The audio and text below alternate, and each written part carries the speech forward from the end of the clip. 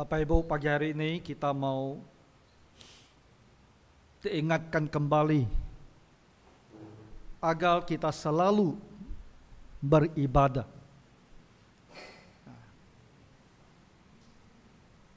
Kita ada orang yang telah percaya kepada Tuhan Yesus, dan kita hidup di dalam dunia ini.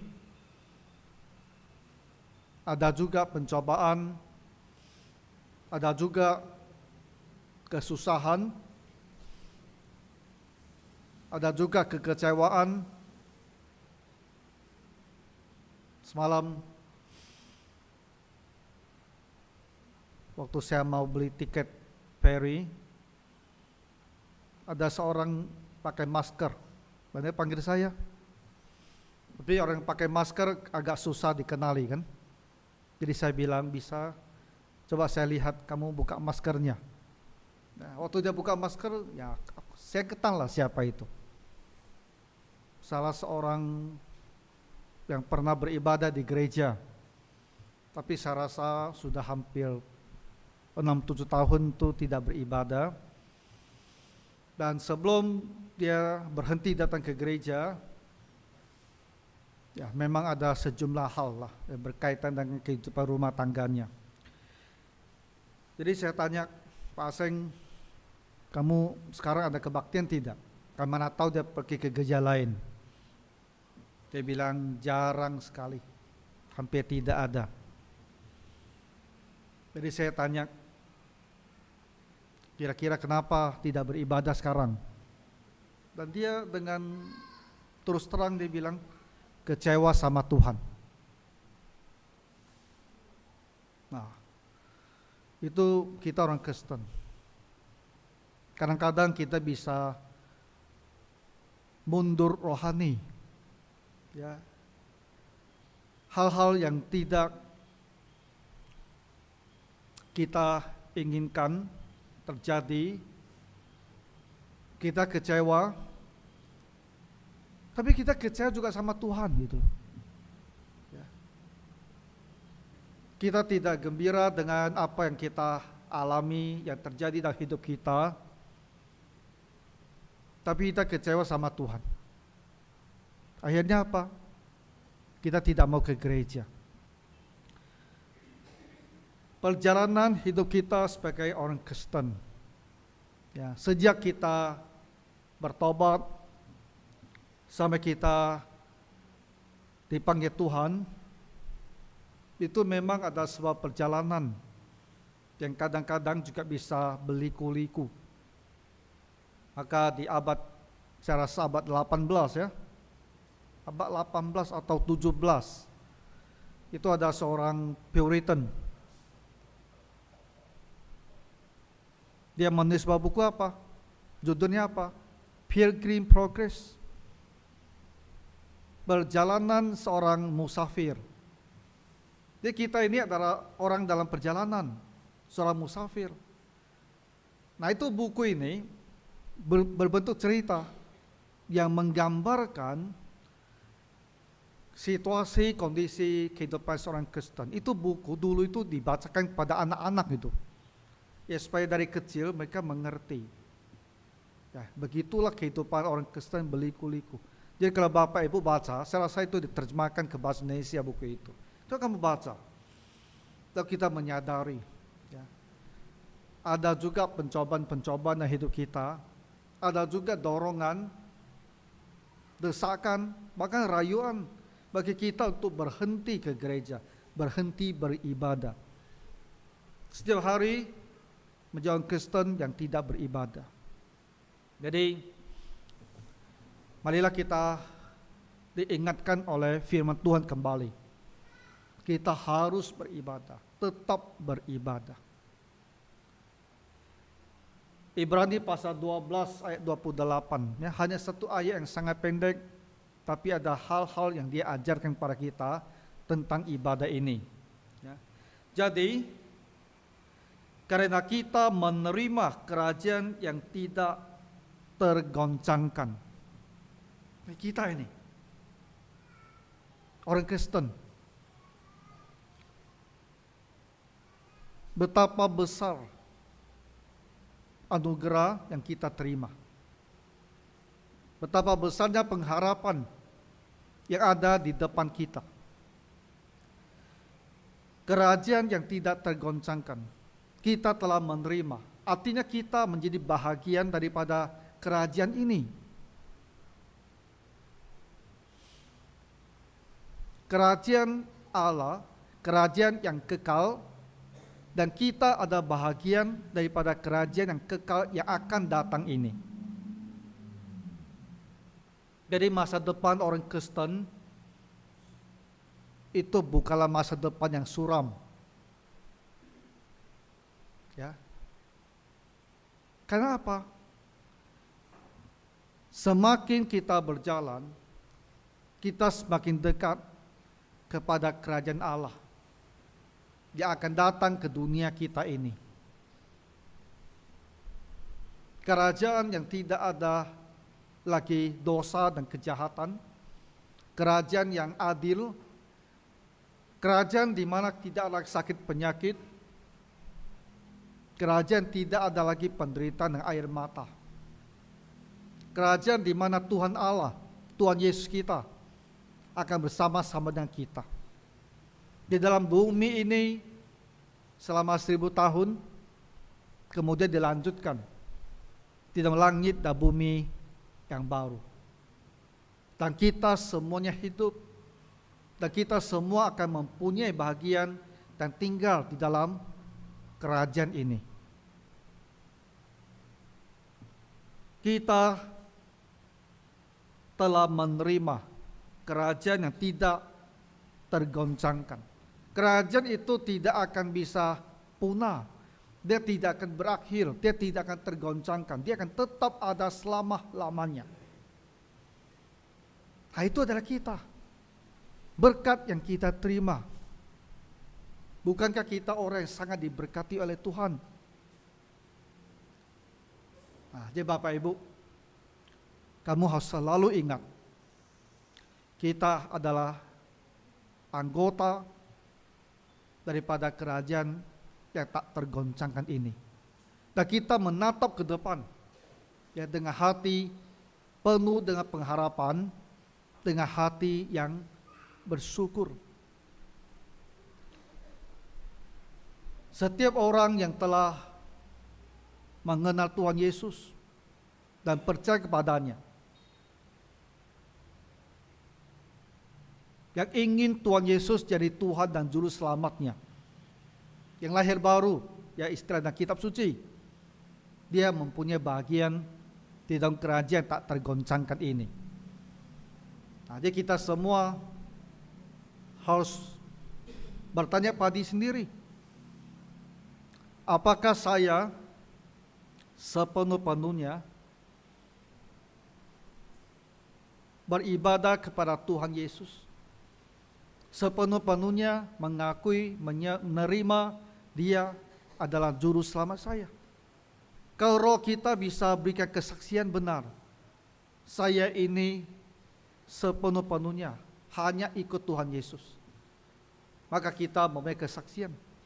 Kita benar-benar orang yang telah lahir baru, dan kita ada di dalam Tuhan Yesus. Dan saya berdoa Bapak Ibu, kita yang datang ke gereja, tidak ada lagi yang ragu kepada Tuhan, yang tidak percaya, tapi sungguh-sungguh telah percaya dan diselamatkan. Nah, kita telah menerima kerajaan tidak tergoncangkan. Nah, sebagai tanggapannya bagaimana? Bagaimana kita harus menyikapi berkat yang sedemikian besar yang kita terima dari Tuhan? Setiap kali kalau orang berbuat suatu hal yang baik kepada kita, kita kan akan menyampaikan ucapan terima kasih. Itu minimal kita lakukan.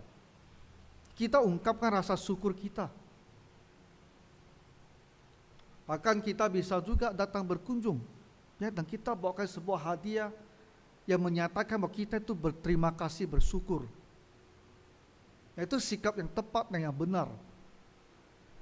Kalau kita telah menerima dari Tuhan Allah sebuah anugerah demikian besar, menjadi bagian daripada kerajaan kekal ini, hidup kekal, hidup selama-lamanya, kita harus bagaimana bersikap kepada Tuhan. Apa yang harus kita lakukan? Jadi firman Tuhan mengatakan, marilah kita. Ya. Let us, marilah. Suatu ajakan. Inilah yang tepat harus kita lakukan. Marilah kita mengucap syukur dan beribadah kepada Allah. Jadi firman Tuhan itu jelas sekali. Yang harus kita lakukan adalah datang beribadah kepada Tuhan dengan hati yang bersyukur. Hati yang merasa betapa baiknya Tuhan kepada saya. Penuh dengan ucapan terima kasih di hati kita. Yang Tuhan maksudkan itu adalah apa? Hati yang setiap saat itu apabila dia mengingat Tuhan, hatinya itu bersyukur. Dia hatinya tidak kecewa sama Tuhan. Apapun boleh terjadi di dalam kehidupan kita sehari-hari. Boleh ada kegagalan, ada dikecewakan sama orang, mungkin juga ada kegagalan, mungkin kadang-kadang juga kemiskinan, sakit penyakit. Tapi ini adalah bahagian kita manusia di dunia ini. Kita manusia yang berdosa di dalam dunia yang berdosa. Hal-hal demikian itu ada kalanya itu tak terhindarkan. Tapi ketika kita mengingat Tuhan, kita bersyukur, kita tidak kecewa. Karena apapun juga yang di dunia ini itu hanyalah temporer, hanyalah sementara waktu saja. Dan kalau kita tidak kecewa sama Tuhan, kita juga dikuatkan oleh Roh Tuhan ya untuk melewati masa-masa yang sulit.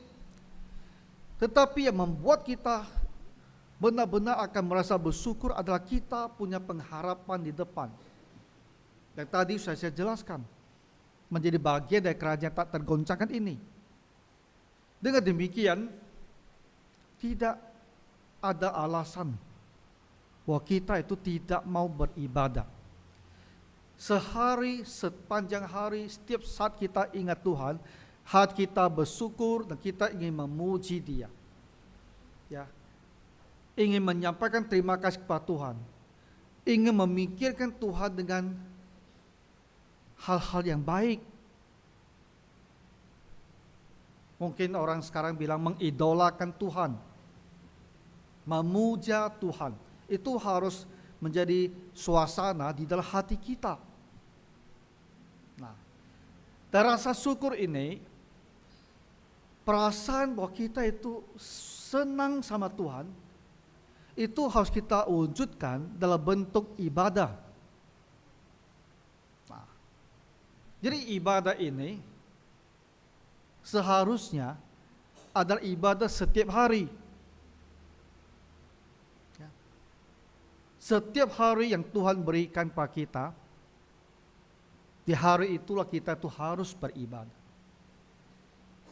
Jadi Bapak Ibu, kita harus carikan waktu setiap hari di mana kita akan beribadah kepada Tuhan. Ya, dengan lagu pujian, dengan doa kita, dengan bacaan firman Tuhan. Itu ibadah kita kepada Tuhan. Apakah kita ada lakukan ibadah harian ini? Nah, kemudian ibadah bersama-sama sebagai satu jemaat di hari Tuhan. Hari Minggu, hari Tuhan Yesus dibangkitkan.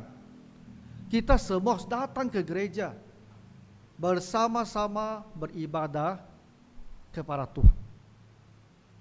Ya, orang Kristen itu tidak boleh bolos datang ke gereja.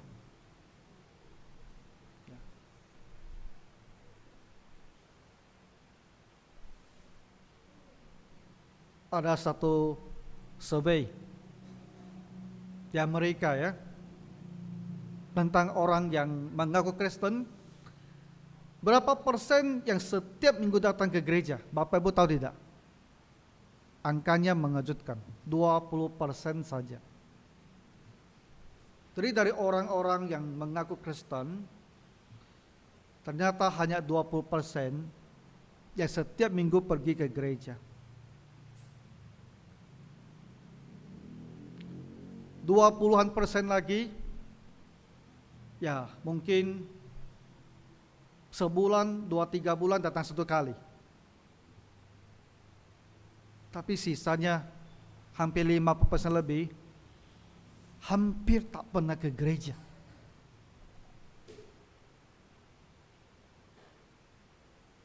Nah, itulah begitu beratnya kondisi orang Kristen. Entah dia lahir dan keluarga Kristen, atau dia pernah ikut ke gereja dan dia merasa saya ini orang Kristen, tapi tidak lagi pergi ke gereja. Ada yang merasa cukup saya sama Tuhan, gereja itu tidak perlu. Ada seperti itu cara berpikirnya. Dan mereka tidak mau ke gereja. Tapi firman Tuhan bilang, marilah kita beribadah.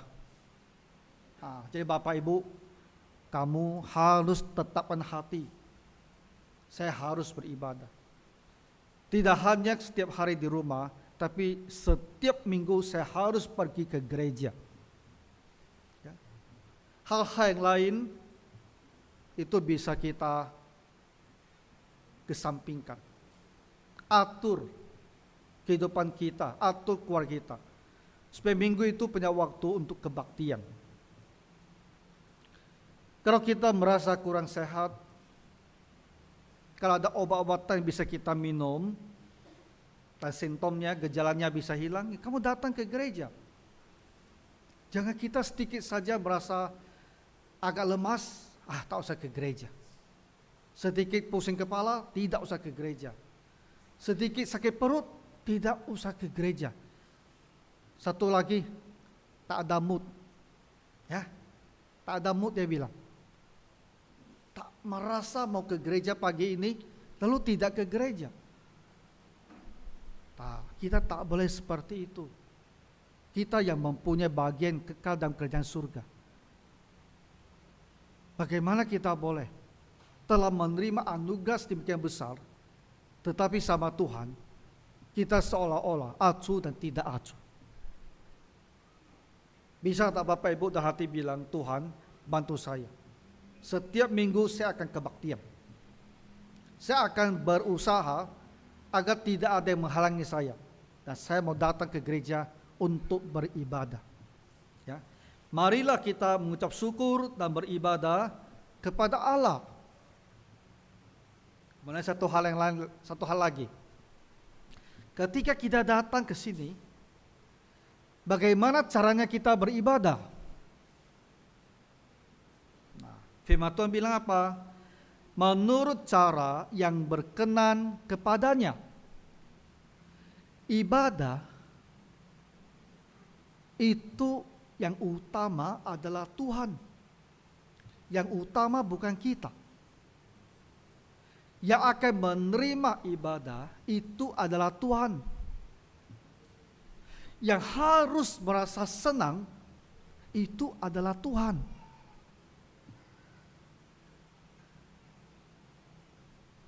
Maka orang karismatik itu sangat salah. Karena mereka selalu berpikir, wah saya kebaktian ke sana, saya merasa senang. Saya merasa diberkati. Saya terus. Bapak Ibu, Tuhan lebih besar dari kita. Jangan kamu egois. Jangan hanya pikir saya. Apa yang bisa saya terima? Kita harus pikirkan Tuhan.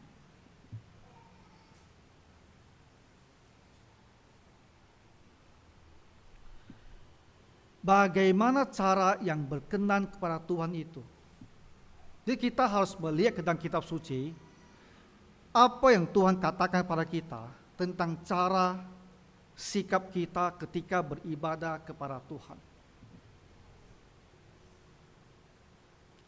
Di sini, di bagian ujungnya ayat ini katakan apa? Dengan hormat dan takut. Cara kita beribadah itu harus mencerminkan bahwa di hati kita ini ada rasa hormat kepada Tuhan, ada rasa takut kepada Tuhan.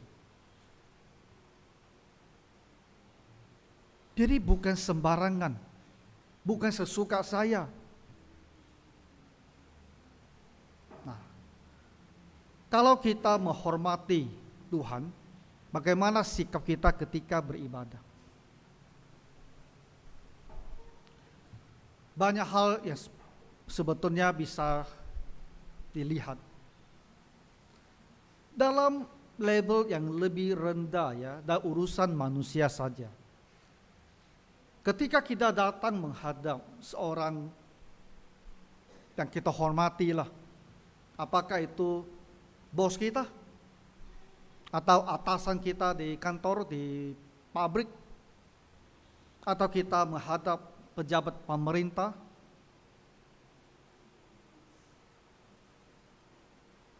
kita kan harus datang dengan sikap hormat.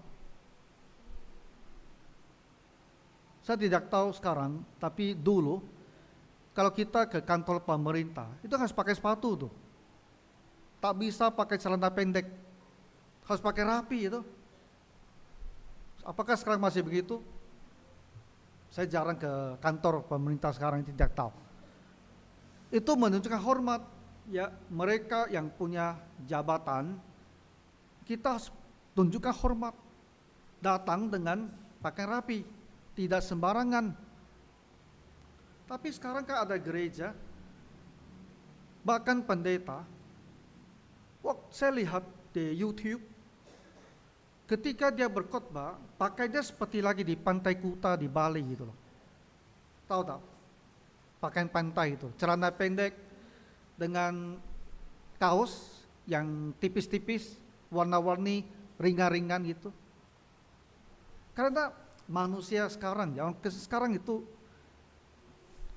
gereja selalu berpikir gereja harus bertumbuh, harus jadi besar, gereja harus jadi banyak anggota. Jadi dia pikir gimana caranya supaya orang tuh mau masuk ke gereja. Kalau mereka bilang kalau duduk dengan hormat itu terlalu kaku, orang jadi tegang, tak nyaman, tak suka. Kita harus buat dia itu sesantai mungkin. Suasana di dalam gereja sesantai mungkin. Jadi siapapun juga, terutama non-Kristen, merasa nyaman ya masuk ke gereja. Lebih bagus bentuk gerejanya tidak bentuk gereja, sehingga tidak nampak itu seperti gereja. Buat saya saja seperti sebuah gedung pertemuan. Jadi tidak ada perasaan tertekan, ya, nyaman sekali, santai sekali, bebas sekali datang ke gereja, ya, dengan pakaian yang kita suka. Bapak Ibu, itu bukan caranya. Karena fokus ibadah itu bukan kita, tapi adalah Tuhan. Ke pantai boleh, kita senyaman mungkin, sesantai mungkin. Tapi ketika kita bicara ibadah, itu lain ceritanya. Ketika ibadah, kita harus lihat apa yang Tuhan kehendaki dari kita. Bagaimana caranya bisa berkenan kepada Tuhan. Dan Tuhan bilang harus dengan hormat dan takut dengan Tuhan. Jadi bagaimana kita datang berpakaian rapi. Bagaimana cara kita duduk di situ? Saya ada melihat bahkan pendeta, bahkan penatua. Kan mereka sering duduk di mimbar kan? Betul tak? Yang pimpin ibadah sebenarnya. Cara dia duduk, kakinya silang begitu. Saya lihat, kenapa tak ada rasa hormat sama Tuhan? Kalau ada satu pembesar di depan kita ya, siapapun juga dia, kita tak akan duduk silang kaki kan? Kita tidak akan duduk silang kaki. Tahu tak silang kaki? Ini, kita akan duduk baik. Kita tidak akan duduk seperti itu. Tapi ada pendeta penatua tidak punya pemahaman seperti ini. Saya lihat duduk di mimbar, silangnya seperti itu. Itu kan dilihat oleh seluruh jemaat gitu loh. Jadi Bapak Ibu duduk di bawah jangan juga silang kaki seperti itu. Itu tidak benar. Itu menunjukkan bahwa kita itu tak ada rasa hormat kepada Tuhan.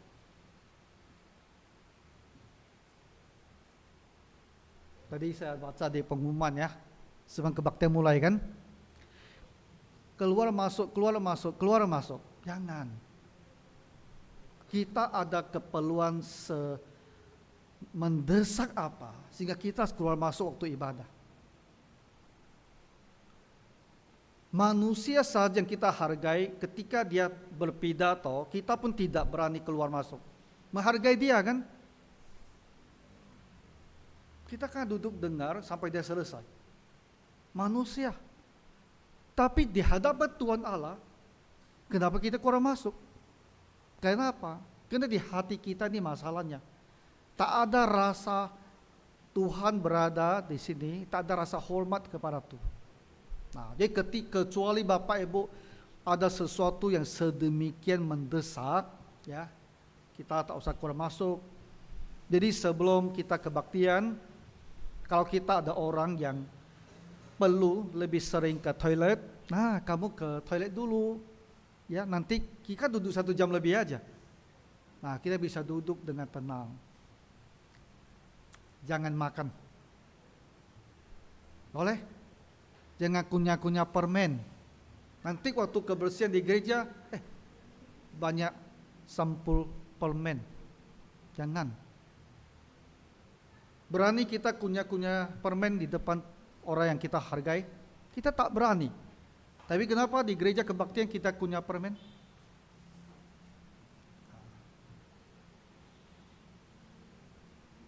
Banyak kegiatan yang tak usah kita lakukan. Menunjukkan hormat kita kepada Tuhan yang di hadapannya kita sekarang itu sedang beribadah. Itu hanya dari sisi kelakuan. Bagaimana ibadah itu kita selenggarakan. Dalam gereja kita Presbyterian yang pimpin ibadah, kita tidak mau dia itu terlalu banyak bicara. Tidak mau dia komentar hal-hal yang tidak perlu. Ya. Kenapa? Kita mau suara manusia seminim mungkin. Jadi jangan yang pimpin ibadah di atas untuk mencairkan suasana, kita buat lelucon dulu gitu loh. Jangan buat seperti itu. Ini bukan tempatnya. Ya. Musik kita tidak boleh seperti musik duniawi. Maka dalam gereja kita tidak mau main drum band. Karena drum band itu adalah musik yang digunakan di dalam dunia ini. Kita tidak mau pakai drum band. Kita pun tidak mau pasang lampu warna-warni. Ya sorot ke mimbar, sorot ke sana, main putar-putar. Kemarin ada seorang Kristen. Dia cerita, dia dari gereja karismatik. Tapi sekarang dia tidak mau ke sana. Karena dia bilang, terlalu banyak hal yang dibawa masuk ke dalam gerejanya. Yang dulunya cukup baik. Sekarang mereka udah pasang lampu warna-warni berkedip-kedip juga gitu loh. Kenapa? Karena gereja-gereja selalu berpikir dia harus punya jemaat yang banyak, itu bernamanya besar. Gereja Tuhan Yesus ya Bapak Ibu. Sesungguhnya begitu dimanfaatkan manusia jahat. Begitu banyak orang itu mendirikan gereja. Yang dia cari sesungguhnya hanyalah perpuluhan kamu. Tak ada yang lain. Saya terus terang kasih tahu kamu. kejahatan. Gitu. Yang dia inginkan hanyalah persembahan dari jemaat. Jadi harus banyak jemaat, lebih banyak perpuluhan, lebih banyak persembahan. Itu gitu loh, itu kejahatan dalam gereja. Kita mau gereja itu bertumbuh dalam arti orang-orang itu benar-benar bertobat dan ikut Tuhan Yesus. Ya. Dan kita tidak boleh menggunakan segala macam cara. Ibadah dengan cara-cara tidak berkenan kepada Tuhan, meskipun bisa membawa banyak sekali datang, pada akhirnya itu hanyalah seperti rumput, seperti kayu yang akan terbakar pada hari Tuhan. Tak ada yang tersisa, itu tidak ada gunanya. Ya. Jadi kita harus membesarkan gereja dengan penginjilan yang benar, bukan dengan berbagai teknik agar membuat orang itu suka, nyaman masuk ke dalam gereja. Kalau kita buat gereja seperti konser, ya, orang tuh pasti suka. Karena manusia pada dasarnya suka dengan lagu dan musik. Kalau kita membuat suasananya begitu hidup, ya pasti orang merasa lebih tertarik. Tetapi ujungnya adalah apa? Apa yang saya nikmati di gereja? Fokusnya bukan Tuhan, fokusnya pada diri saya sendiri. Kalau begitu, kenapa kamu tidak pergi ke konser dunia saja? Kenapa kamu datang ke gereja? Tapi kepemimpinan gereja kadang-kadang begitu jahat dan memanfaatkan hal-hal seperti ini. Jadi dalam gereja kita, musiknya harus diperhatikan, syair, lirik lagunya juga harus diperhatikan. Apakah lagu syairnya itu mengajarkan kita tentang Tuhan, tentang hidup kita? Atau itu hanyalah kalimat yang diulang-ulang, yang ungkapkan perasaan kita. Aku cinta Yesus, aku kayak itu saja diulang-ulang. Itu adalah lagu yang tidak mendidik. Itu hanya membuat emosi kita bangkit, tapi tidak menolong kita sama sekali. Makanya gereja kita tidak menyanyikan lagu-lagu kontemporer seperti itu. Kalau ada lagu pendek, musiknya baik, liriknya baik, boleh kita nyanyikan. Tapi yang dari karismatik jangan kamu nyanyikan. Paham ya Bapak Ibu?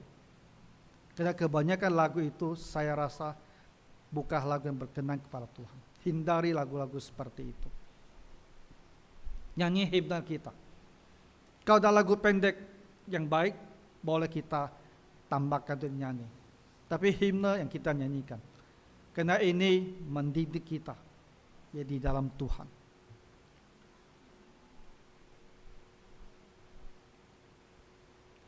Jadi kita gereja Alkitab Presbyterian KPI harus berpegang teguh kepada kebenaran firman Tuhan. Ya. Beribadah kepada Tuhan harus dengan hormat, dengan takut. Takut bukan dalam arti, wah Tuhan akan menghukum kita atau bagaimana, bukan begini. Takut karena kita mengerti, menyadari siapa Tuhan itu. Jadi dan katanya ada rasa segannya gitu sama Tuhan itu. Jadi kita tidak berani sembarangan dengan Tuhan. Ya. Dengan rasa syukur di hati kita kepada Tuhan, dengan rasa sukacita kita bisa beribadah kepada Tuhan, tapi juga dengan rasa hormat dan takut kepada Tuhan. Itulah caranya kita harus beribadah kepada Tuhan Allah kita. Nah, jadi Bapak Ibu, kita semua harus terus kembali kepada kitab suci, rajin-rajin baca kitab suci, supaya kita tahu apa kehendak Tuhan dan kitab suci. Dan kehendak Tuhan itulah yang bisa kita lakukan. Kalau kamu tak mau baca Alkitab, tak mau belajar, lambat laun kita tidak tahu lagi apa yang Tuhan kehendaki. Kita sudah lupa. Sehingga hal-hal yang kita lihat dari orang lain, kita tiru. Tapi tirunya salah. Kemarin saya dengar, ini kan Imlek nih. Baru ada satu gereja di Batam. Imlek tak ada salah dirayakan. Tapi di dalam gereja dibuatlah itu angpau yang banyak sekali. Nah, setiap jemaat bisa pergi ambil satu. Uangnya, isinya bisa 50, bisa 20, bisa 100, bisa 200. Untuk apa buat hal seperti ini? Untuk apa? Mau rayakan Imlek, silakan rayakan. Tapi untuk apa kita buat hal ini? Ini kan adalah cara-cara dunia ini yang membuat orang itu senang gitu loh. Wah, ke gereja bisa dapat ampau. Aku dapat 20, kamu dapat berapa? Ini tidak mendidik kehidupan berjemaat. Tidak membantu pertumbuhan iman kita. Kalau jemaat kita ada orang yang berkekurangan, diakonnya boleh bantu. Tapi janganlah buat hal-hal seperti ini. Nanti kalau Natal datang, bikin acara Sinterklas banyak-banyak. Lalu gereja didekorasi ya dengan warna-warni dan 2 Sinterklas kasih hadiah. Ada gereja suka seperti ini. Kenapa? Ingin membuat jemaat itu merasa gembira di dalam gereja. Bapak Ibu, begitukah caranya kita harus membawa orang senang ke gereja? Tak adakah kita cara yang lebih rohani? Nah, jadi pemimpin dalam gereja, majelis gereja itu harus hati-hati. Ya, jangan kamu asal tiru. Orang buat apa, kita pun buat apa di dalam gereja ini. Lihat apa kata firman Tuhan. Ya, urus gereja, selenggarakan kegiatan gereja, ibadah itu dengan cara yang berkenan kepada Tuhan. Karena kita bergerak di dunia rohani, bukan untuk menyenangkan orang, tapi untuk menyenangkan Tuhan. Dan pada waktu kita menyenangkan Tuhan, kita dapat berkatnya juga. Ya, kita juga dapat damai sejahtera, sukacita. Hati kita juga ada gembira. Gembira dari Tuhan, bukan gembira dari hal-hal duniawi seperti itu. Gereja Tuhan Yesus, kita harus jaga gereja itu, ya, supaya gereja itu selalu di jalan benar, supaya selalu di dunia ini ada kesaksian yang baik tentang apa itu gereja. Nah, jadi kiranya Tuhan menolong Bapak Ibu sekalian ya, beribadah dengan rasa syukur, karena kita punya pengharapan surgawi. Kita ada orang akan pergi kepada kerajaan kekal ini.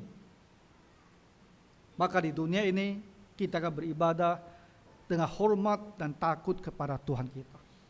Ya, mari kita berdoa. Tuhan Bapa Surgawi,